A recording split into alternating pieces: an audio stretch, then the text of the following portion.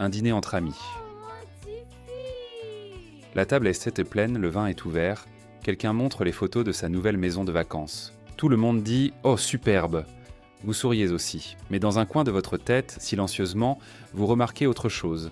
La lumière de la fenêtre est mal orientée, les proportions du toit sont un peu bancales, le jardin manque d'ordre. Vous ne le dites pas, bien sûr, mais vous le voyez. Vous le voyez toujours. Et c'est ce poids que vous portez depuis des années, ce poids si familier. Pourquoi je n'arrive pas à accepter les choses comme elles sont ? Pendant que les autres savourent leur verre avec légèreté, vous comptez mentalement les rayures dans le bois de la table. L'étiquette que la société vous a collée est prête, courte et sans pitié. La personne difficile, le négatif, celui qui n'est jamais satisfait. Mais attendez, peut-être que cette étiquette est posée complètement au mauvais endroit. Dans la culture française, le silence émotionnel est une vertu. On ne se plaint pas. On ne gémit pas, on ne se lamente pas, on garde ses petites critiques sous la table. Depuis le lycée, cette phrase écrite au tableau par le professeur résonne encore. Sois positif et l'esprit d'équipe. À table en famille, grand-mère a cuisiné, vous ressentez quelque chose qui manque dans le goût. Impossible de le dire. Qu'est-ce que les gens vont penser ? Et petit à petit, au fil des années, vous apprenez « garde ce que tu remarques pour toi ».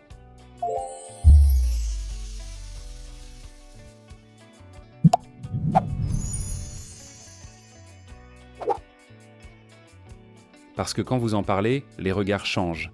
L'un vous trouve difficile, l'autre épuisant. Et finalement, vous intériorisez vous-même ce jugement. Vous commencez à vous demander « peut-être que j'ai vraiment un problème ». Et vous, cette voix, vous l'avez entendue pour la première fois venant de quelqu'un d'autre ou c'est vous-même qui vous l'êtes dite ? Écrivez-le en commentaire, je suis sincèrement curieux. Pourtant, la psychologie dit quelque chose de très différent. Le psychologue Thomas Chamorro-Premuzic, qui a passé des décennies à étudier la pensée critique et les traits de personnalité, a montré que les personnes dotées d'une haute conscience critique réussissent statistiquement bien mieux à détecter les erreurs, à percevoir les risques et à établir des standards de qualité.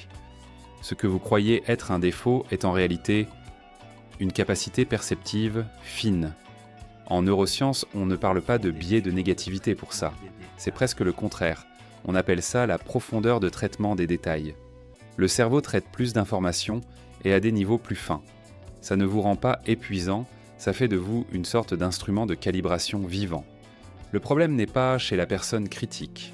Il est dans le malentendu autour de la critique. Il y a une région dans le cerveau, le cortex singulaire antérieur, dont le rôle est précisément ça. Détecter les incohérences, les dissonances, les signaux qui disent « quelque chose ne va pas tout à fait ». Chez certaines personnes, cette région est plus active. Ce n'est pas une question de choix. C'est une structure neurologique présente dès la naissance. Antoine est ingénieur. Quand il entre dans une salle de conférence, il voit la police de caractères incohérente sur l'écran de présentation. Il calcule l'acoustique de la salle par rapport au haut-parleur. Il repère la faille logique dans l'argument de l'intervenant. Tout ça en même temps, sans même s'en rendre compte. Ça ne le rend pas difficile. Ça le rend attentif. Lucie, elle, sait très bien ce que c'est. Petite, elle avait appris à lire l'ambiance de la maison sur le froncement de sourcils de sa mère. Aujourd'hui, graphiste dans la trentaine, elle sent en quelques minutes, au ton d'un email, la direction que va prendre un projet. Ce n'est pas une blessure d'enfance, c'est une compétence. La culture française, en réalité, aime secrètement la critique, mais ne l'assume pas.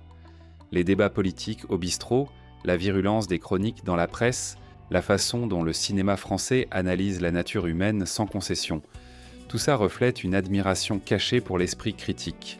Mais à celui qui le porte, on dit quand même « tu es vraiment trop difficile ».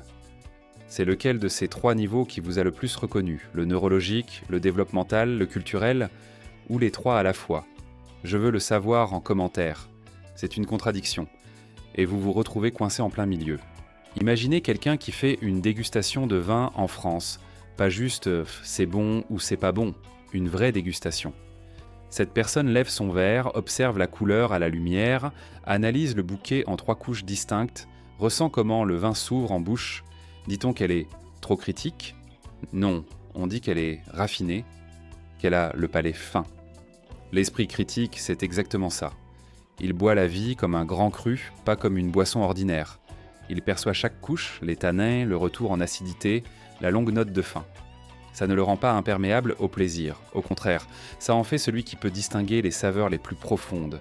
Le problème n'est pas dans le palais.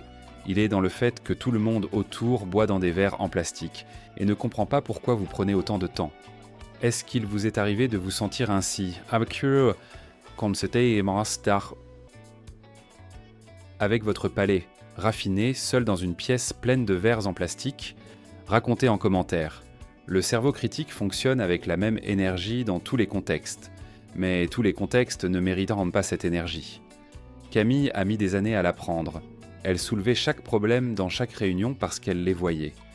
Puis elle a compris, certaines conversations ne sont pas faites pour résoudre, elles sont faites pour connecter.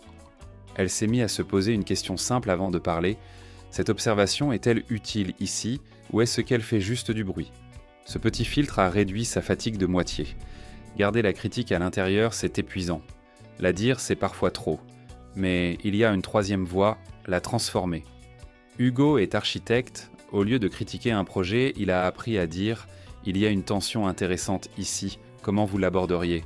La même observation, une porte différente. La critique devient une invitation, pas un verdict. Mathieu s'est dit pendant des années « Je suis trop obsessionnel ». Puis il a réalisé « Dans son entreprise, personne n'arrivait à détecter les problèmes aussi tôt que lui en contrôle qualité. » Il a commencé à voir son esprit critique comme un outil, pas comme un handicap. Vous pouvez essayer ça. Pendant une semaine, notez ce que vous remarquez. Juste notez, sans jugement immédiat. À la fin, vous n'aurez pas une liste, vous aurez une carte. Une carte qui dit ce que vous voyez et comment vous le voyez. Vous êtes quelqu'un qui refuse de boire la vie dans un verre en plastique. Ça ne vous rend pas difficile, ça vous rend rare. Intégrer que votre esprit critique est une capacité, pas une punition, ça prend du temps. Mais quand ce moment arrive, ce poids s'allège. Vous n'avez pas besoin de vous changer. Vous avez juste besoin de voir plus justement ce que vous portez. Levez le verre vers la lumière. Regardez la couleur. Si cette vidéo a mis des mots sur quelque chose que vous portiez sans pouvoir le nommer, abonnez-vous. C'est exactement ce qu'on fait ici, chaque semaine. Et je vous pose la question, dans quel moment votre esprit critique vous a-t-il semblé être le plus un défaut, au travail, en famille ou dans vos relations proches? Dites-le en commentaire. Je lis tout.